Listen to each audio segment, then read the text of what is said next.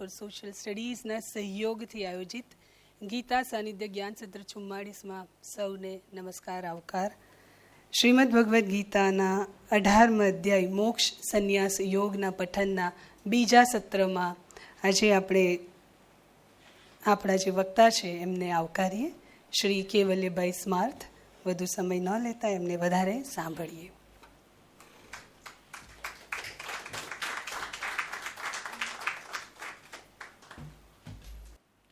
ગયા સોમવાર પછી આજે ફરી પાછા આપણે ભેગા થઈ ગયા છીએ અને ખૂબ માનપૂર્વક, આનંદપૂર્વક આપ બધાને હું નમસ્કાર કરું છું. આ બધાનું હું સ્વાગત કરું છું.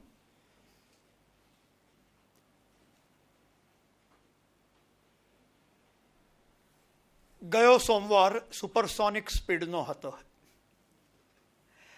અને પછી મને કોઈકે પ્રશ્ન કર્યો કે કેવલ્યભાઈ, વક્તાઓ માટે આ સુપરસોનિક સ્પીડ કેટલી મદદરૂપ?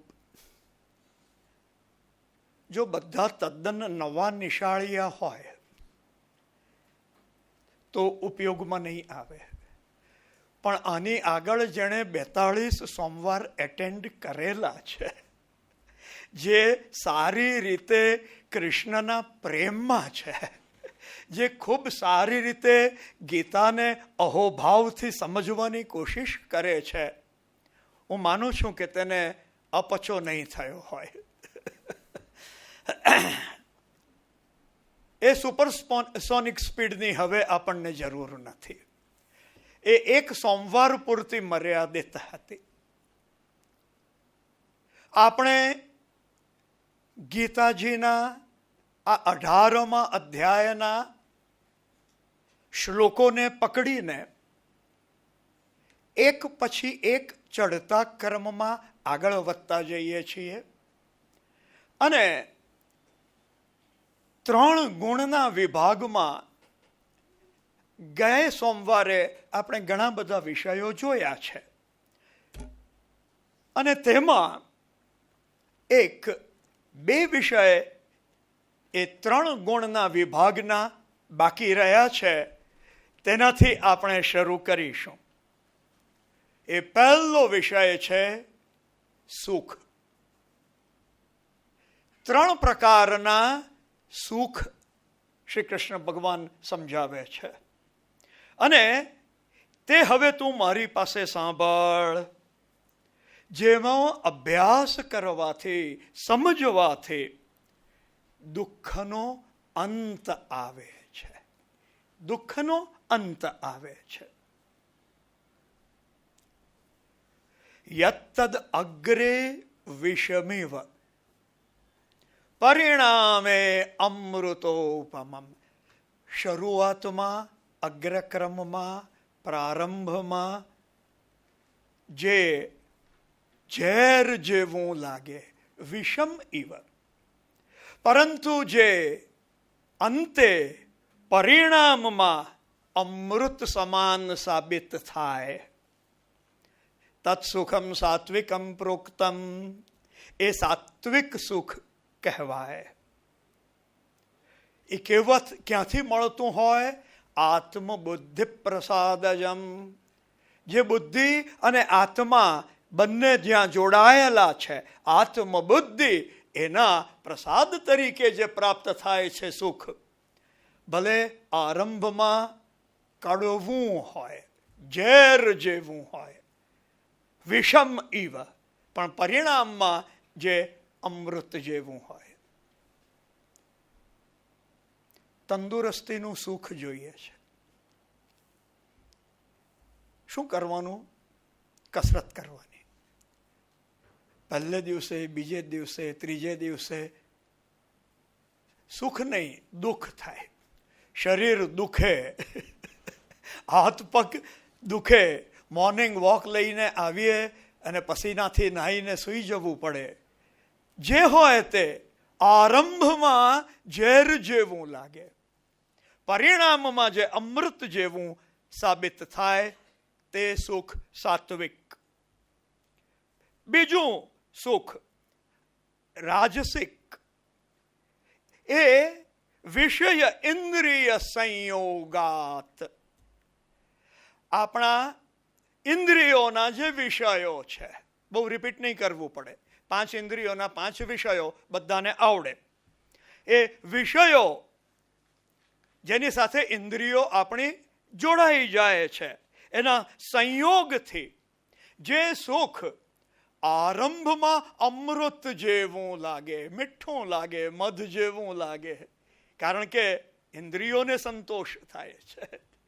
વિષયો ઇન્દ્રિયના જે છે તેના સંયોગથી ઉત્પન્ન થતું સુખ જે આરંભમાં અમૃત તુલ્ય લાગે, પરિણામે વિષમિવ, પરંતુ જે અંતે એના પરિણામમાં ઝેર જેવું સાબિત થાય. તત્સુખમ રાજસમ સ્મૃતમ, એ રાજસિક સુખ કહેવાય. સિગરેટ પીવાનું સુખ, મોઢામાં સિગરેટ હોય અને મારા જેવો કોઈ નથીનો જે અનુભવ થાય, અને છેવટે જે થવાનું હોય તે માવો ખાવાનો ને સિગરેટ પીવાની ને જે ગાળનું ગાળાનું, જે કેન્સર ફેફસામાં જે થવાનું હોય, પરિણામે વિષમિવ. પછી તામસિક, યદગ્રે ચ અનુબંધે ચ સુખમ મોહનમ આત્મન, જે સુખ શરૂઆતમાં પણ અને સમાપ્ત થાય ત્યારે પણ આત્માને મોહમાં નાખનારું સુખ હોય. નિદ્રા આલસ્ય પ્રમાદોત્થમ, જે ઊંઘવાનું સુખ, આળસમાંથી નીકળતું સુખ, પ્રમાદમાંથી નીકળતું સુખ, તત તામસમ ઉદાહૃતમ, એ સુખ તામસિક સુખ કહેવાય. આપણે બધા એક્સપર્ટ થઈ જવાના છીએ 3 ગુણના ભેદમાં, સાત્વિક, રાજસિક અને તામસિકના. અને આ 3 સુખ જો સમજી લીધા તો નિદ્રા, આળસ અને પ્રમાદમાંથી જે ઉત્પન્ન થતું સુખ છે એ તામસિક સુખ કહેવાય. આ 3 ગુણની જે વાત કરી તેને માટે શ્રી કૃષ્ણ ભગવાન સમજાવે છે, આ પૃથ્વી ઉપર કે સ્વર્ગમાં કે દેવલોકમાં એવું કોઈ સત્વનું અસ્તિત્વ નથી જે આ 3 ગુણોથી મુક્ત હોય. સત્વ, રજસ અને તમસ, આ 3 ગુણ આપણા બધામાં જ છે. આ 3થી કોઈ સંપૂર્ણપણે મુક્ત હોય તો તે ગુણાતીતાનંદ સ્વામી બની જાય. ત્રિગુણાતીત, અને એ બોધ છે ખરેખર ગીતાજીનો. ત્રૈગુણ્ય વિષયા વેદા નિસ્ત્રૈગુણ્યો ભવ અર્જુન. હે અર્જુન, તું 3 ગુણથી પર ઉઠી જા. પણ સમજવાનું છે એ 3 ગુણથી ઉપર ઉઠતા પહેલા કે આ કાદવ શું છે, આ 3 ગુણ શું છે. ન તદસ્તિ પૃથિવ્યામ, પૃથ્વીમાં પણ નથી. વા અથવા દિવી, સ્વર્ગમાં, દેવેશુ, દેવલોકમાં પણ નથી. એવું સત્વ કે જે આ 3 ગુણમયી પ્રકૃતિથી મુક્ત હોય. આ અહીં વાત સાત્વિક, રાજસિક, તામસિક સુખની પૂરી થઈ. હવે બહુ જ કોન્ટ્રોવર્શિયલ વિષયમાં શ્રી કૃષ્ણ ભગવાન દાખલ થાય છે અને ઘણા બધા આપણને સમજાવે છે ઘણી જુદી જુદી રીતે કે હિન્દુસ્તાનની અંદર સનાતન ધર્મને કંઈ બટ્ટો લગાવનારી વસ્તુ હોય તો તે છે આપણા 4 પ્રકારના વ્યક્તિઓના ભેદ: બ્રાહ્મણ, ક્ષત્રિય, વૈશ્ય અને શુદ્ર. એક વસ્તુ સરસ રીતે સમજી લેવાની. આ શબ્દ પ્રયોગ ગુણવંતભાઈ શાહે કર્યો હતો અને એ શબ્દ પ્રયોગ મને ગમ્યો છે. ઘણી વખત દૂધ બગડી જાય છે દૂધનામાં એ દુર્ગુણ છે કે દૂધ બગડી જઈ શકે છે, માટે દૂધ નકામું છે અને દૂધ કદી વાપરવું જ નહીં એવું તારણ નહીં કાઢી લેવાય. અમુક વસ્તુઓ અત્યારે આપણને કંઈક વિકૃતિમાં જોતા હોઈએ, તેથી તે કાયમ માટે પહેલેથી અને છેવટ સુધી વિકૃત જ રહેવાની છે એમ માની લેવાની જરૂર નથી. આ 4 વર્ણની વ્યવસ્થા સનાતન ધર્મનો એક અદ્ભુત વિભાગ છે, જે પૃથ્વી પર બીજે કશે આ રીતે વર્ણવવામાં આવ્યો નથી. અને આ 4 ગીતાજીમાં જ શ્રી કૃષ્ણ ભગવાન સમજાવે છે, ચાતુર્વર્ણ્યમ મયા સૃષ્ટમ. આ 4 વર્ણનું સર્જન મેં કરેલું છે. ગુણ કર્મ વિભાગ, એમાં વ્યક્તિના ગુણ કયો છે? સત્વગુણ, રજોગુણ, તમોગુણ. એ 3 ગુણ. અને માનવ કયું કર્મ કરે છે એના વિભાગથી આ 4 વર્ણનું સર્જન મેં જાતે કરેલું છે એમ શ્રી કૃષ્ણ ભગવાન સમજાવે છે. અને તેમાં અહીં આ 4ના કર્મ કયા છે તે વાત કૃષ્ણ ભગવાન કહે છે. અને દરેક શ્લોકમાં એ કર્મ જન્મજાત નથી, સ્વભાવજમ. મનુષ્યના સ્વભાવથી, માનવ બ્રાહ્મણ છે, ક્ષત્રિય છે, વૈશ્ય છે કે શુદ્ર છે, કર્મ અને સ્વભાવ, ગુણ અને સ્વભાવથી એની આ 4 વર્ણની વ્યવસ્થા છે. જન્મજાત જે વસ્તુ પ્રવેશ કરી ગઈ એ અમુક રીતે વિકૃતિ તરીકે આપણે ચોક્કસ જોઈ શકીએ છીએ અને એનાથી મુક્ત થવું જોઈએ. કેટલીક વખત મને બહુ જ હસવું આવતું હતું આ કોવિડ વખતે. આપણે બધા જ બ્રાહ્મણ બની ગયેલા અને આપણે બધા જ મર્યાદી બની ગયેલા વૈષ્ણવ. કોઈને અડકવાનું નહીં, અમુક રીતનું જ પાણી પીવાનું, તરત જ હાથ ધોવાના, તરત જ કોગળા કરવાના, બહારથી આવ્યા તો નાહી લઈએ તે વધારે સારું. આ તો બ્રાહ્મણના કામો છે બધા. અશુદ્ધિના જમાનામાં અમુક વ્યક્તિઓ અમુક રીતે અમુક વસ્તુઓ સચવાય તેને પ્રાધાન્ય આપીને અમુક નિયમોને અનુસરે અને પોતાના ગુણ અને કર્મ પ્રમાણે વિભાગ પડતા તેમાં પછી જન્મ પ્રમાણે એ જ વર્ણ વ્યવસ્થા ચાલુ રહે, એ દૂષણ પ્રવેશેલું છે. એનાથી આપણે મુક્ત થવાનું. ગુણ અને કર્મથી આ 4 વર્ણની વ્યવસ્થા નક્કી થાય છે. આ ગુણ અને કર્મની વ્યવસ્થાની આપણે વાત કરીએ તો જન્મજાત એની વ્યવસ્થા વેદમાં પણ વર્ણવેલી નથી. આપણા બધાને ખબર છે પુરુષ સૂક્ત, જે ઋગ્વેદમાં, જે તૈત્તરીય આરણ્યકની અંદર 3ય પ્રશ્ન તરીકે આપણી સામે આવે છે. પુરુષ સૂક્ત, એમાં દિવ્ય પુરુષનું વર્ણન છે, જેણે આ સૃષ્ટિનું સર્જન સંચાલન કરે છે અને કઈ રીતે એ અસ્તિત્વ ધરાવે છે એ પુરુષનું એમાં વર્ણન છે. તેમાં પ્રશ્ન છે, મુખમ કિમ અસ્ય? આ જે પરમ પુરુષ છે તેનું મુખ કયું? કૌ બાહુ, એના હાથ કેવા, કોણ? કા વુરુ, એની સાથળ એ કોણ? પાદવ ઉચ્યતે, એના પગ કોણ કહેવાય? આ પ્રશ્ન.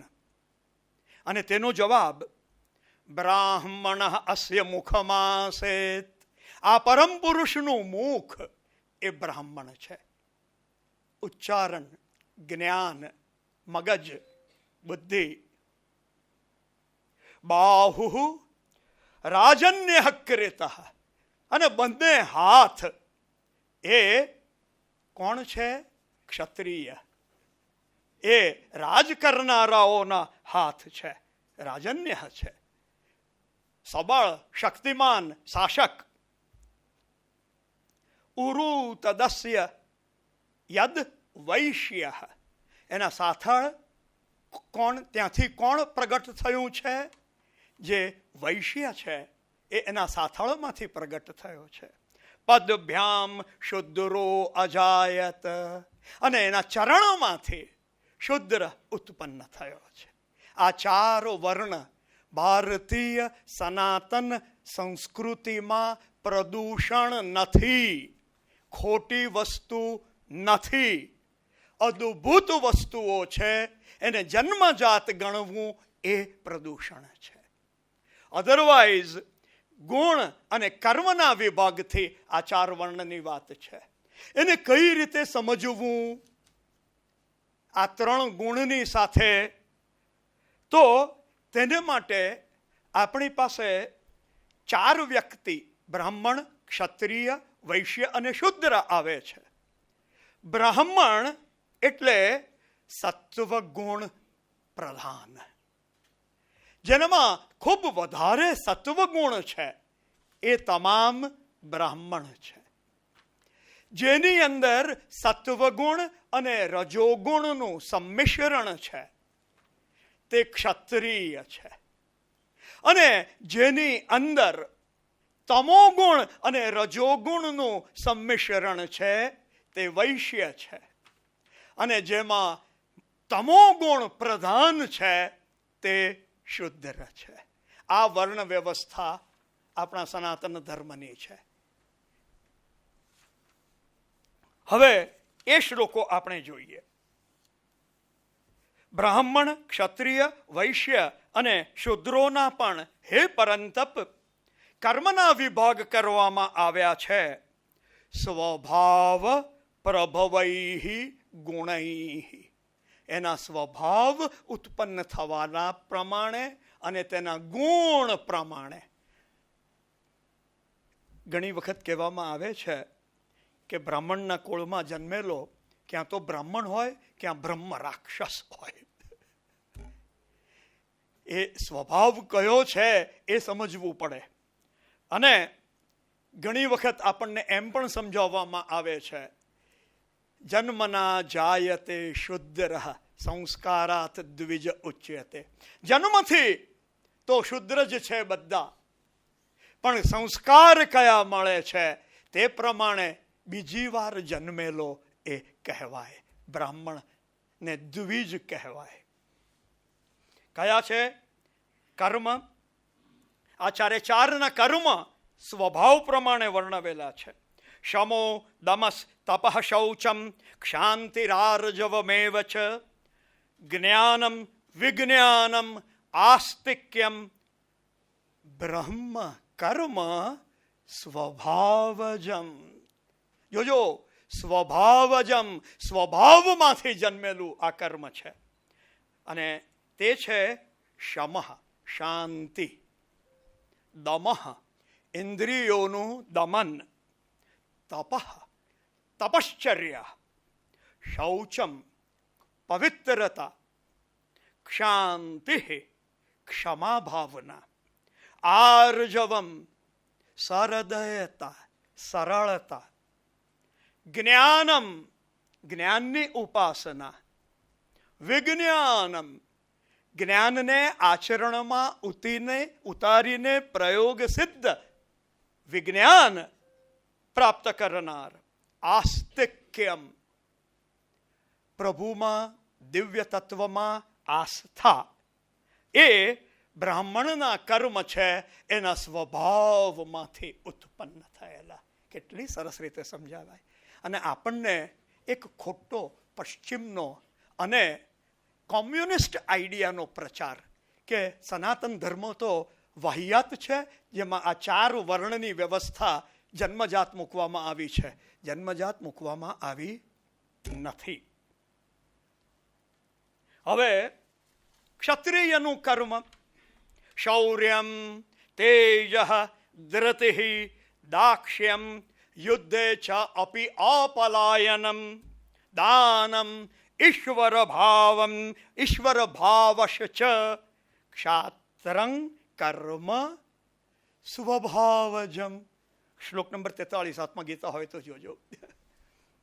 શૂરવીરતા, તેજસ્વીતા, દ્રઢતા, કાર્યદક્ષતા અને યુદ્ધમાં કદી પલાયન નહીં થવું એ ગુણ, દાન આપવું, ઈશ્વર ભાવ, હું શાસક છું, હું સામર્થ્યવાન છું, ઈશ્વર ભાવ, આ ક્ષત્રિયોનું કર્મ તેના સ્વભાવ પ્રમાણે વિભાજિત થયેલું છે. અને પછી વૈશ્ય, કૃષિ, ગૌરક્ષ્ય, વાણિજ્યમ, આ 3 શબ્દ વાપર્યા છે. વૈશ્ય કર્મ સ્વભાવજમ, આ 4 ને અંતે સ્વભાવજમ છે. કૃષિ કર્મ, ખેતી કરવી, ધન ધાન્યથી પૃથ્વીને સમૃદ્ધ કરવું. ગૌરક્ષ્ય, ગાયોનો, પશુઓનો ઉછેર કરવો. અને વાણિજ્યમ, વેપાર કરવો. વેપાર વણજ, વાણિજ્યમ એ વૈશ્યનું કર્મ એના સ્વભાવમાંથી ઉત્પન્ન થાય છે. અને શૂદ્રને માટે એક જ શબ્દ વાપર્યો છે, પરિચર્યાત્મકં કર્મ શૂદ્રસ્ય અપી સ્વભાવજમ. બીજાની સેવા શુશ્રૂષા કરવી, સેવાનું કાર્ય કરવું. ખરાબ શબ્દ વાપરું, નોકરી કરવી. જે નોકરી કરે તે બધા શુદ્ર. કારણ કે પેલા 3માં ફિટ નહીં થતા હોય જો તો. પરિચર્યાત્મકમ, જે સેવાનું, પરિચર્યાનું કામ કરે છે એ શુદ્રનો સ્વભાવ છે. આ એક બીજો વિષય અહીંયા અદ્ભુત સરસ રીતે પૂરો થયો. હવે આપણે ગીતાજીના ક્લાઇમેક્સ તરફ આગળ વધી રહ્યા છીએ. અને ગીતાજીના આ ક્લાઇમેક્સમાં આપણે એટલું જોયું છે આ બધા દિવસોમાં કે ગીતાજીના 18 અધ્યાય છે. અને 18 અધ્યાય યોગ છે, જુદા જુદા યોગ છે. તો એ યોગ સાધનાની સિદ્ધિ કઈ? એ આ ગીતાજીનો યોગ કરવાથી આપણને કઈ યોગ સિદ્ધિ પ્રાપ્ત થાય તેનું વર્ણન. એક સિદ્ધિ, તેના પર આધારિત ઉપલું પગથિયું, બીજી સિદ્ધિ, તેનાથી આધારિત ત્રીજું પગથિયું, તેનાથી આધારિત ચોથું પગથિયું. 8 પગથિયા છે જેનું આ 18મા અધ્યાયમાં વર્ણન છે. મેં તમને ગયા સોમવારે કહ્યું હતું, છેલ્લે વિનંતી કરીને કે નહીં આવો એવું નહીં કરતા. કારણ કે આ 8 પગથિયા તમને કોઈ પુસ્તકમાં આ રીતે લાઇનસર 8 નંબર આપીને જોવામાં મળશે નહીં. અને આ 8 પગથિયા જે છે એ 2 જણને માટે વપરાય છે. એક અષ્ટાપદ, જૈનોના ઋષભદેવ ત્યાં કૈલાસ માનસરોવરના ક્ષેત્રમાં અષ્ટાપદ 8 ડગલા ઉપર ચડીને સ્વર્ગમાં ચાલી ગયા. એ અષ્ટાપદ કહેવાય, 8 પગથિયા. અને બીજું દક્ષિણ ભારતની અંદર શબરીમાલા. જે લોકોને ખબર હોય એ શબરીમાલાનું જે મંદિર છે તેમાં પ્રવેશ કરતા પહેલા તમારે 40 દિવસની તપશ્ચર્યા કરવી પડે. યેરમુંડી માથા પર મૂકવી પડે, કાળા વસ્ત્ર પહેરવા પડે, અમુક 40 દિવસ સુધી વ્રત અનુષ્ઠાન કરવા પડે તો તમને દાખલ કરવામાં આવે. અને તેના 8 પગથિયા તમે જ્યારે ચડી શકો છેવટે ત્યારે તેમાં મંદિરમાં તમને દર્શનમાં પટે જવા દેવામાં આવે. ત્યાં 8 પગથિયા છે. અહીં જે 8 પગથિયા છે એ આ પ્રમાણે છે. કાર્ય સિદ્ધિ, પહેલી સિદ્ધિ. બીજી કર્મયોગની સિદ્ધિ. પહેલામાં તો બધા કર્મમાં સિદ્ધિ. બીજી કર્મયોગની સિદ્ધિ. ત્રીજી નૈષ્કર્મ્ય સિદ્ધિ. આ સિદ્ધિઓ છે, આ સાક્ષાત્કારો છે, આ યોગ કર્યાના પરિણામો છે. બ્રહ્મ સાક્ષાત્કાર અથવા તો જેને આપણે બ્રહ્મલીન થવું એ કહીએ. ગીતાજીમાં જે શબ્દ પ્રયોગ કર્યો છે તે બ્રાહ્મી સ્થિતિ.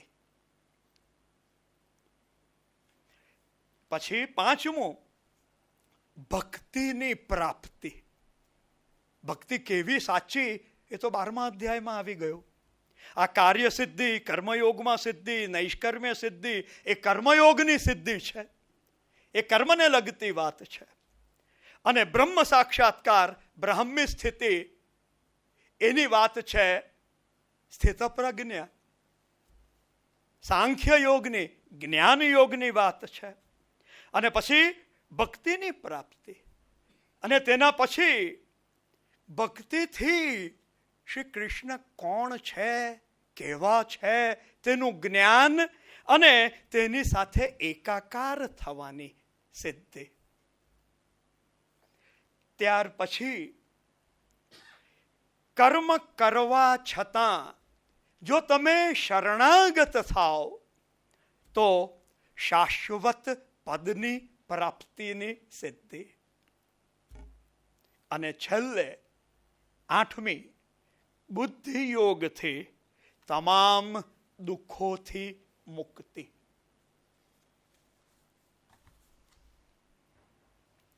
આપણે જોઈએ બહુ જ સરસ રીતે. હવે આ પગથિયા ચડ્યા પછી એમ નહીં માનતા કે આજે બધું પૂરું થઈ જવાનું છે. બહુ જ સરસ રીતે સમજજો. આ સિદ્ધિઓની વાત કર્યા પછી હજુ ઘણું બધું બાકી રહે છે, મહત્વનું બાકી રહે છે. પહેલા આવીએ સંસિદ્ધિ પર. સ્વે સ્વે કર્મણિ અભિરતઃ, 45મો શ્લોક. સ્વે સ્વે કર્મણિ અભિરતઃ સંસિદ્ધિમ લભતે નરઃ. પોતાના કર્મની અંદર રત રહેનાર એ કર્મમાં સિદ્ધિને પ્રાપ્ત કરે છે. જે કર્મમાં તમે લાગુ પડી રહ્યા, નિષ્ઠાપૂર્વક એને કરતા રહ્યા, પ્રયત્નપૂર્વક, તો તમને એમાં સિદ્ધિ પ્રાપ્ત થાય છે. સ્વકર્મ નિરતઃ, પોતાના કર્મમાં રત રહેનાર. સિદ્ધિમ યથા વિંદતિ, યોગ સિદ્ધિ કઈ રીતે મેળવે? તત શૃણુ, તે હવે તું મારી પાસે સાંભળ. એ કર્મ કરવામાંથી તમને કર્મમાં સિદ્ધિ મળે. જે ગાયક હોય એને કેટલી રિયાઝ કરવી પડે. અને કોઈ પણ ગવૈયાને કહો, જે સાચો શાસ્ત્રીય ગાયક છે તેને, કે તમે હવે રિયાઝ નહીં કરો તો ચાલે. he would not agree. સ્વકર્મ નિરતઃ. પણ એ યોગ કાર્ય બને. સંગીત અદ્ભુત એ યોગ ક્યારે બને? એનાથી નાદ બ્રહ્મની, ઓંકારની ઉપાસના થાય. પેલો પ્રયત્ન કરી કરીને અદ્ભુત સુંદર રીતે શાસ્ત્રીય ગીતની અંદર ગાવામાં, રાગ રાગીણીમાં પોતાના કર્મમાં સિદ્ધ થાય. ઓડિયન્સ ખૂબ તાળીઓ પાડે, ખૂબ એન્જોય કરે. પણ એ યોગ અને યોગ સિદ્ધિ ક્યારે બને? જો એનાથી એ નાદ બ્રહ્મની ઉપાસના કરે. અને એ ખરેખર યોગ છે. નાદ બ્રહ્મની ઉપાસનાનો સંગીત એ યોગ છે. કઈ રીતે પોતાના કર્મ કરનારો એ કર્મને કર્મયોગ બનાવી દે અને તેની સંસિદ્ધિ પ્રાપ્ત કરે.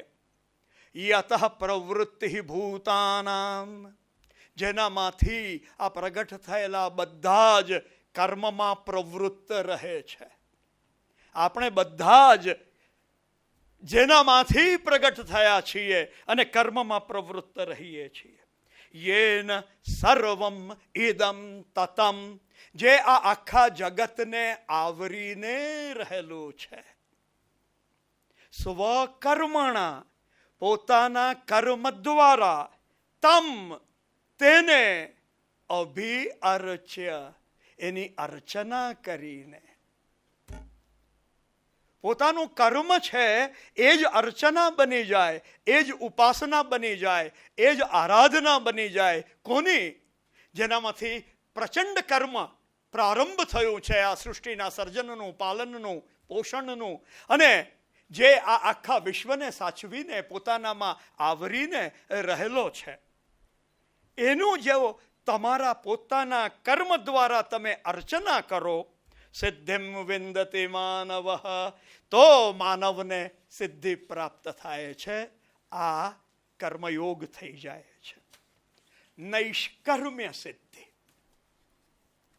નૈષ્કર્મ્ય સિદ્ધિ એટલે કર્મ કરવા છતાં કર્મ કરતા નથી, જેને કર્મનું બંધન થતું નથી. જો કર્મયોગની વાત છે આ. અને એમાં 3 અધ્યાયમાં 4થા શ્લોકમાં શ્રી કૃષ્ણ ભગવાન કહે છે, ન કર્મણામ અનારંભાત નૈષ્કર્મ્યમ પુરુષોષ્ણુતે. હું કર્મ જ નહીં કરું એટલે મને નૈષ્કર્મ્ય સિદ્ધિ થાય નહીં. ન ચ સંન્યાસના દેવ, તમે સંન્યાસ લઈ લો એટલે પણ નહીં. સિદ્ધિમ સમધિ ગચ્છતિ, આ સિદ્ધિ સંન્યાસ લઈ લો એટલે પ્રાપ્ત થઈ ગઈ નહીં. એ સિદ્ધિનું વર્ણન કરતા અહીં 3 શ્લોક 47, 48 અને 49 18મા અધ્યાયમાં. શ્રેયાન સ્વધર્મો વિગુણ પરધર્માત સુઅનુષ્ઠેતાત. પોતાના ધર્મમાં ગુણ દેખાતો નહીં હોય. આ પોતાનો ધર્મ કયો એ બહુ ચર્ચાનો વિષય છે, અને તે મેં આવતા સોમવાર પર રાખ્યો છે. કારણ કે આવતા સોમવારે આપણે લેવાના છીએ સર્વધર્માન પરિત્યજ્ય. હા, પોતાનો જે સ્વધર્મ છે, બ્રાહ્મણનો ધર્મ, વૈશ્યનો ધર્મ, અર્જુન તારો ક્ષત્રિયનો ધર્મ, એને યાદ કરાવે છે. એ તને ગુણ વગરનો લાગતો હોય તો પણ એ વધારે શ્રેયસ્કર છે બીજા ધર્મ કરતા. ક્ષત્રિય થઈને બ્રાહ્મણનું કામ કરવા જાય, બિચારો નિષ્ફળ જાય. અને જેને માત્ર વેદ વાંચતા આવડતું હોય, ગઈ વખતે મેં તમને વાર્તા કરી હતી આ કે નહીં કરી હતી? એક છે પંડિતજી ને એક છે નાવિક. નાની હોડી ગંગાજી પાર કરવાની, થોડા આગળ ચાલ્યા એટલે પંડિતજીએ નાવિકને પૂછ્યું, ભાઈ તમે વેદ વાંચ્યા છે? પેલો કહે કે ના ભાઈ, હું તો નાવિક છું, મને તો આ હોડી ચલાવવાનું કામ છે, હું ક્યાં વેદ વાંચું, મને વેદ વાંચ્યા નથી. તારી 1/3 જિંદગી પાણીમાં ગઈ. થોડી વાર રહીને પાછો બીજો સવાલ, ભાઈ તે ઉપનિષદ વાંચ્યા છે? પેલો કે પંડિતજી શું સવાલ પૂછો છો, નથી વાંચ્યા. તારી બીજી 1/4 જિંદગી પાણીમાં ગઈ. અડધી જિંદગી બંને મળીને પાણીમાં ગઈ. થોડી વાર રહીને પાછો પ્રશ્ન પૂછે છે, ભાઈ તે ગીતાજીને અભ્યાસ કર્યો છે, તે ગીતા વાંચી છે? પંડિતજી મેં તમને કહ્યું કે મને કંઈ નહીં આવડે, હું તો આ હોડી ચલાવું, મને ક્યાંથી ગીતા આવડે? બીજી 1/4 તારી જિંદગી પાણીમાં ગઈ, 3/4 જિંદગી તારી પાણીમાં ગઈ. પછી થોડી વાર રહીને પેલો હોડીવાળો પ્રશ્ન પૂછે છે, પંડિતજી તમને તરતા આવડે છે? પંડિતજી કહે છે, હું પંડિતજી છું, મને તરતા નથી આવડતું. તમારી આખી જિંદગી પાણીમાં ગઈ, આ હોડીમાં કાણું પડ્યું છે ને પાણી ભરાઈ રહ્યું છે, મને આવડે છે, હું તરીને નીકળી જવા. દ્વે વિદ્યે વેદિતવ્યે ઉપનિષદ શીખવે છે. દ્વે વિદ્યે વેદિતવ્યે પરાંચ અપરાંચ. પરા અને અપરા બંને વિદ્યા આવડવી જોઈએ. પણ બીજાનો ધર્મ વધારે ચડિયાતો દેખાય એટલે ક્ષત્રિય તરીકે અર્જુન તારે યુદ્ધ નહીં કરવું એવું નહીં. સ્વભાવનિયતમ કર્મ કુર્વન ન આપનોતિ કિલ્બિષમ. તારા સ્વભાવમાં જે નિયત કરવામાં આવેલું છે એ કર્મ જો તું કરશે તો તને પાપ લાગવાનું નથી. ન આપનોતિ કિલ્બિષમ. તને પાપ લાગશે નહીં, તું પાપને પ્રાપ્ત કરશે નહીં. ક્ષત્રિય કોણ છે? હિન્દુસ્તાનની ફૌજ. હિન્દુસ્તાનની ફૌજ પાકિસ્તાનની સામે યુદ્ધ કરવા જઈને ઊભી રહે અને પછી કે નહીં ભાઈ અમે તો અહિંસામાં માનીએ છીએ ને અમારે તો યુદ્ધ નહીં કરવાનું હોય ને આપણે તો પેલા આવીને ગોળી મારી નાખે ને માથા કાપીને પાછા મોકલી આપે. ક્ષત્રિયોનો ધર્મ છે યુદ્ધ કરવું. અર્જુન, બીજાનો ધર્મ તને વધારે સ્વ અનુષ્ઠિતાત પરધર્માત એ વધારે અનુસરણ કરાય તેવો લાગતો હોય તો પણ તું તારા સ્વભાવથી નિયત થયેલું તારું કર્મ કરશે તો તને પાપ લાગશે નહીં. હિંસાથી પાપ લાગતું નથી. કોને માટે? ક્ષત્રિયને માટે. જેનો સ્વભાવ નિયત જે ક્ષત્રિય છે. સહજં કર્મ કૌંતેય સદોષમ અપી ન ત્યજેત. તને સહજતાથી જે તારા ગુણ અને કર્મના વિભાગ પ્રમાણે પ્રાપ્ત થયેલું કર્મ છે તેમાં દોષ રહેલો દેખાય તો પણ એ કર્મ છોડવું નહીં. સર્વ આરંભાહી દોષેણ ધૂમેનાગ્નિરિવાવૃતા. બધા જ કર્મના આરંભ જેમ અગ્નિ ઉપર પહેલા ધુમાડો નીકળે એમ એ કર્મ પણ દોષથી છવાયેલા હોય છે. હવે આસક્ત બુદ્ધિ. આસક્તિ, અનાસક્તિ. આસક્ત, અશક્ત નહીં, દુર્બળ નહીં, શક્તિ વગર નહીં. અસક્ત. સક્ત જે આસક્તિથી મુક્ત છે. અસક્ત પોતાની કામનાઓથી જે મુક્ત છે. અસક્ત બુદ્ધિ જેને કર્મના પરિણામની અંદર બુદ્ધિ ચોંટી ગઈ નથી. સર્વત્ર જીત આત્મા જેણે બધે જ પોતાની ઉપર પોતાનો વિજય મેળવ્યો છે. વિગત સ્પૃહ જેને બધી જ ઈચ્છાઓ ચાલી ગઈ છે, નાશ પામી ગઈ છે. નૈષ્કર્મ્ય સિદ્ધિમ પરમામ એ નૈષ્કર્મ્ય સિદ્ધિને પ્રાપ્ત કરે છે. સંન્યાસેન અધિગચ્છતિ. સંન્યાસ દ્વારા. સંન્યાસ એ કર્મ અર્પણ કરીને એને ત્યજીને, ફળને કર્મને ત્યજીને. આ વાત થઈ નૈષ્કર્મ્ય સિદ્ધિની. હવે વાત કરવાની બ્રહ્મ સાક્ષાત્કારની. ક્યારે બ્રહ્મની પ્રાપ્તિ થાય, બ્રહ્મનો અનુભવ થાય. સિદ્ધિમ પ્રાપ્તો. આ નૈષ્કર્મ્ય સિદ્ધિ તમે પ્રાપ્ત કરી. જો પહેલું કયું? કર્મમાં સિદ્ધિ. તમારું કામકાજ કરો, બધું સારી રીતે લાગુ પડો તો તમારા કર્મમાં તમે સિદ્ધિ થશો. કર્મમાંથી એક કર્મને તમે જો આરાધના બનાવી દેશો તો એ કર્મ યોગ બનશે. તેમાં યોગ સિદ્ધિ પ્રાપ્ત થશે. પછી નૈષ્કર્મ્ય સિદ્ધિ. તમે જે કર્મ કરો તેનાથી તમને પાપ નહીં લાગશે, તેમાંથી તમે બંધાશો નહીં. અને હવે એ સિદ્ધિ પ્રાપ્ત કરી, નૈષ્કર્મ્ય સિદ્ધિ જેણે પ્રાપ્ત કરી, સિદ્ધિમ પ્રાપ્ત યથા જે પ્રમાણે બ્રહ્મ આપનોતિ, બ્રહ્મને પ્રાપ્ત કરે, બ્રહ્મ સાક્ષાત્કાર કરે. નિબોધ મે, તે હવે તું મારી પાસે બોધ મેળવ, સમજ. સમાસેન કૌંતેય. એ હું તને ટૂંકમાં કહેવાનો છું. જે જ્ઞાનની પરાનિષ્ઠા છે, નિષ્ઠા જ્ઞાનસ્ય યા પરા. જો કર્મની વાત થઈ, જ્ઞાનની વાત થઈ, હું તમારું ધ્યાન દોર્યા કરીશ. ગીતાજીમાં 3:3નું સરખું મહત્વ છે. જ્ઞાન, કર્મ અને ભક્તિ. 3માંથી એકનું પણ ઓછું મહત્વ નથી. કર્મના ધજાગરા ઉડાવનારા એમ કે કર્મ જ શ્રેષ્ઠ, તો ગીતાજી એમાં સંમત નથી.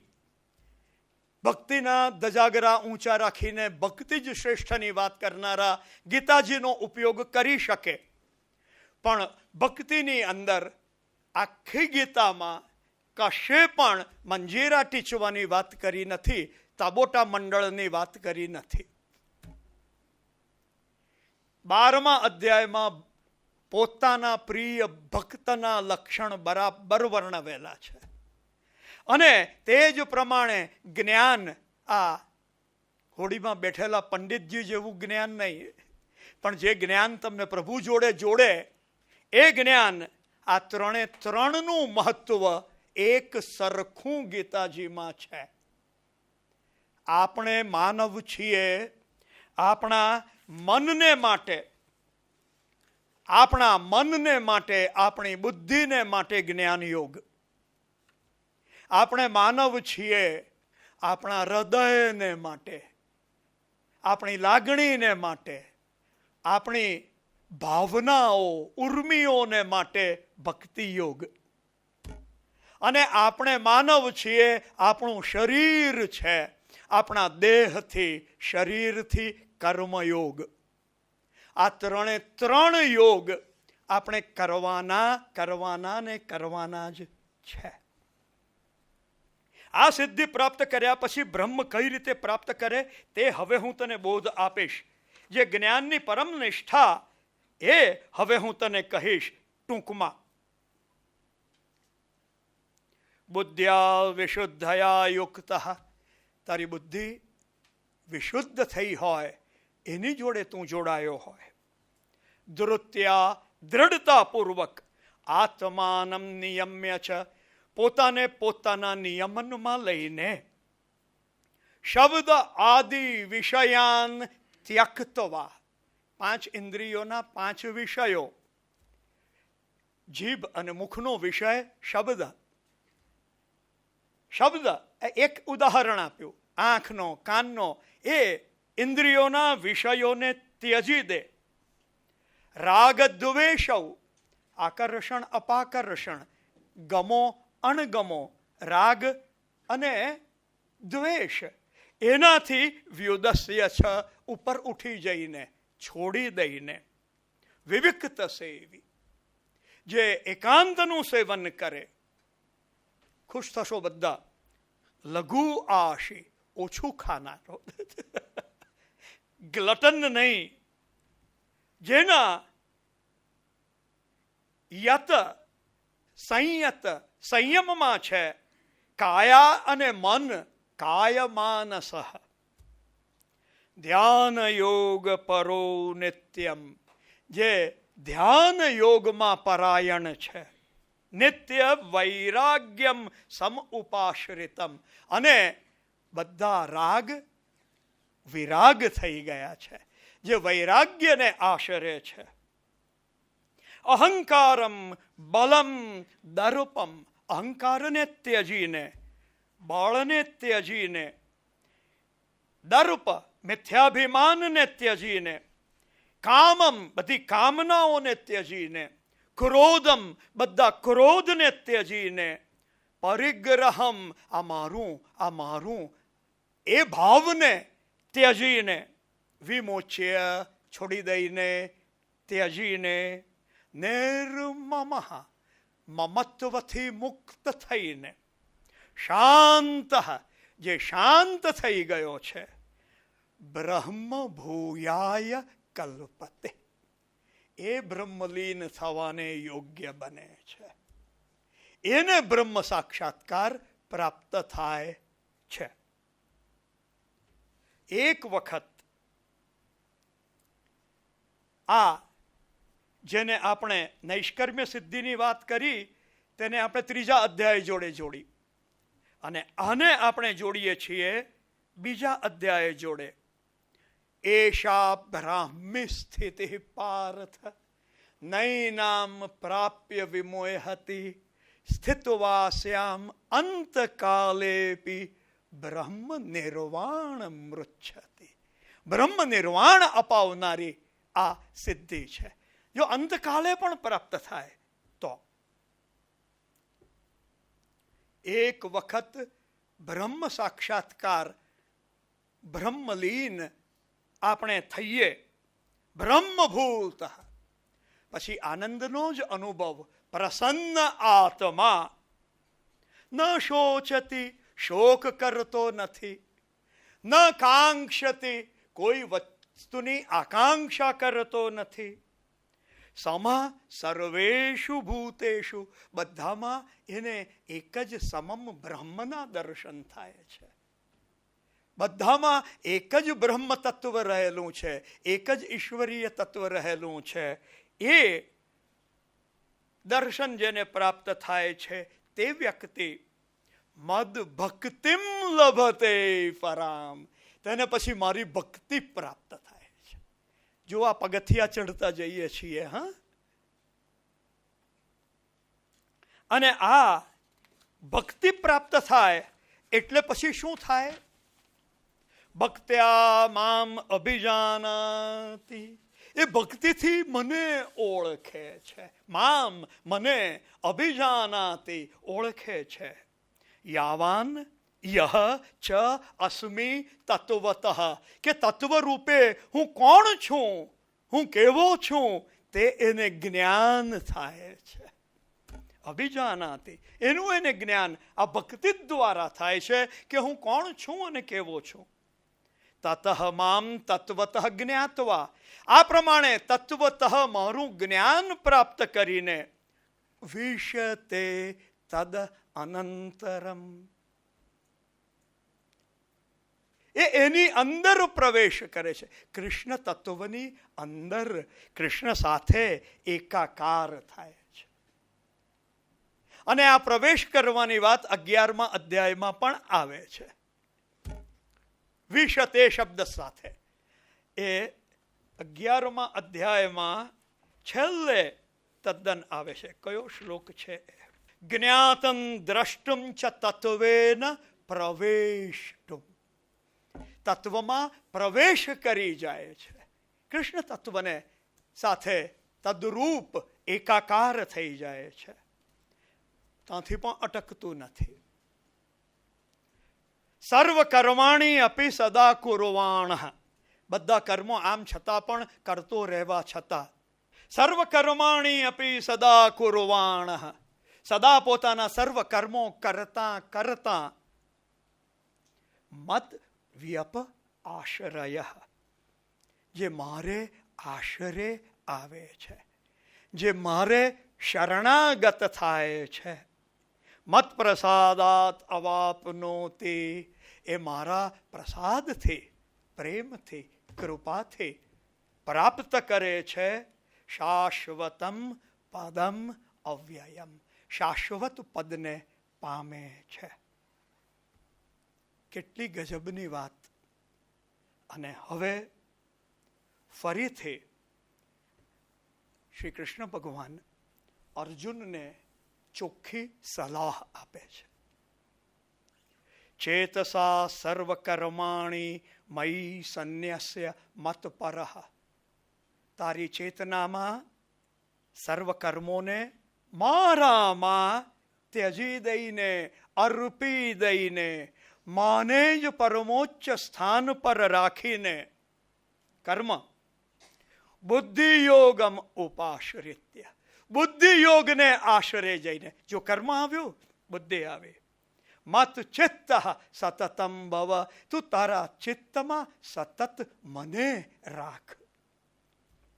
મત ચિત્ત, જેના ચિત્તમાં હું છું તેવી વ્યક્તિ સર્વ દુર્ગાણી, બધી જ તકલીફો, દુર્ગ તકલીફો, દુઃખો, સર્વ દુર્ગાણી મત પ્રસાદાત, મારા પ્રસાદથી તરીશ્યસી, તું તરી જશે. જો તું તારું ચિત્ત મારામાં પરોવશે તો તારી બધી જ તકલીફો તું મારા પ્રસાદથી તરી જશે. અને હવે કૃષ્ણ ભગવાન ધમકી આપે છે. ખતરનાક. કૃષ્ણ ભગવાનને કોઈ પહોંચે નહીં. અથ ચેત ત્વમ અહંકારાત ન શોરોષ્યસી. આ બધું મેં તને કહ્યું, પણ તું અહંકારમાં આવીને મારી વાત નહીં સાંભળશે. વિનંક્ષ્યસી, તો તારો વિનાશ થશે. બધું થાબડીને સમજાવ્યું ને છેલ્લે કહે છે કે મારું કહેલું નહીં માનશે તો તારો વિનાશ થશે. યદ અહંકારમાશ્રિત્ય ન યોત્સ્ય ઇતિ મન્યસે. જો તું અહંકારને આશરે આવીને હું યુદ્ધ કરવાનો નથી એમ માનશે ને એ રીતે વર્તશે, મિથ્યા એષ વ્યવસાય તે, તારો એ વ્યવસાય મિથ્યા છે. તું અત્યારે એમ બોલે છે કે તું લડવાનો નથી.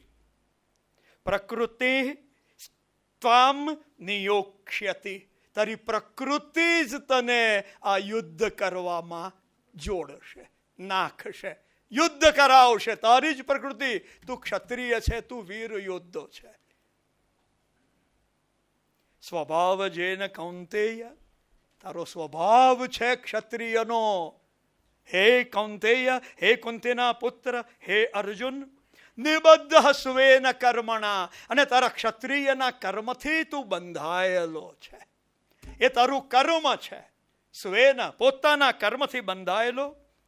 કર્તુમ ન ઈચ્છસી યત મોહાત, તું અત્યારે જે નહીં કરવાની ઈચ્છા રાખે છે કે આ હું કરવાનો નથી, મોહમાં પડીને કરીષ્યસી અવશ અપી તત, એ તને તારા પર જ વશ નહીં રહેશે. અવશ થઈને તું યુદ્ધ કરશે. પોતાના પક્ષનાને, મારા દાદાને કેવી રીતે મારો ને મારા કાકાને કેવી રીતે મારો ને મારા ભાઈને, પણ તારા પક્ષમાં પણ એવા જ છે ને. તેને જ્યારે સામા પક્ષના મારશે કે તું લડવા ઊભો થશે, ત્યારે તને થશે અંદરથી ક્ષત્રિય જાગશે કે મારો. આજે આટલું.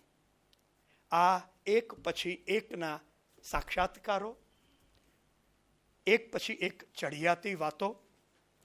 અને હવે જે આપણે આવતા સોમવારે જોવાના છીએ, ગીતાજીનું ગુહ્ય સંદેશ, ગીતાજીનું રહસ્ય,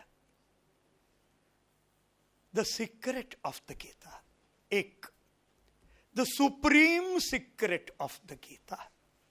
કયા કયા શબ્દો એને માટે શ્રી કૃષ્ણ ભગવાને વાપર્યા છે તે હું તમને સહેજ શબ્દો બોલી દઉં ખાલી. ગુહ્યાત ગુહ્યતર જ્ઞાન એ એક. બીજો શબ્દ જે આવે છે રહસ્યમ હિ એતદ ઉત્તમમ, આ ઉત્તમ રહસ્ય છે. ગુહ્યતમમ રહસ્યમ, આ ગુહ્યતમ રહસ્ય છે. પછી આ તમારી પાસે ગુહ્ય જ્ઞાન મેળવીને મારો મોહ વિગત થઈ ગયો, એ જ્ઞાન. આ ગુહ્યતમમ 3 જગ્યાએ છે. ઉત્તમ રહસ્ય છે.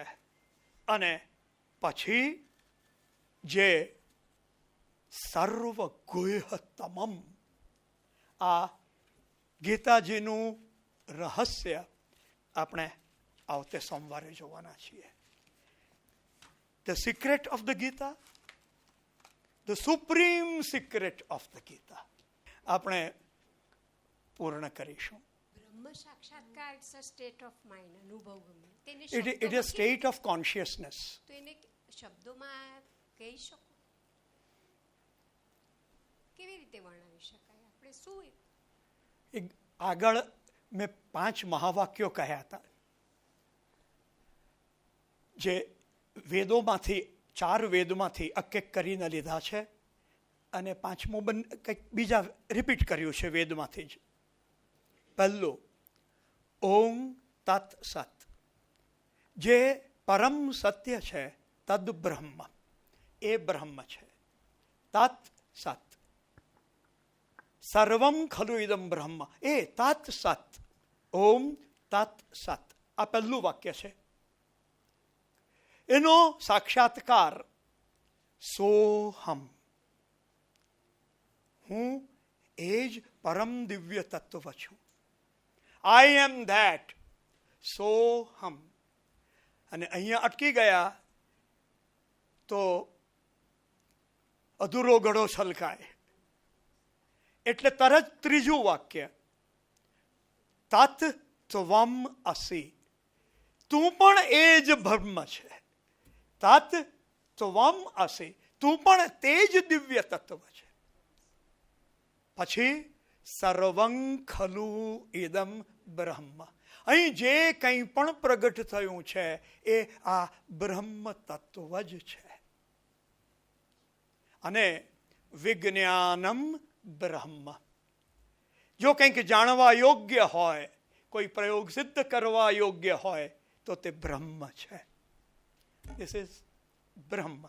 અને વિજ્ઞાનનો બીજો અર્થ થાય છે, આપણે તૈત્તરીય ઉપનિષદમાં જે 5 વિભાગ કરવામાં આવ્યા છે, અન્નમય, પ્રાણમય, મનોમય, વિજ્ઞાનમય, આનંદમય. તો તે વિજ્ઞાનમય આ બ્રહ્મનો અનુભવ છે. I hope I have answered you. Thank you. ઓમ શાંતિ. શાંતિની સાથે જ બીજા 3 શબ્દ, શાંતિ, પ્રેમ, આનંદ અને દિવ્યતા, આ ગીતાજી છે. Thank you very much.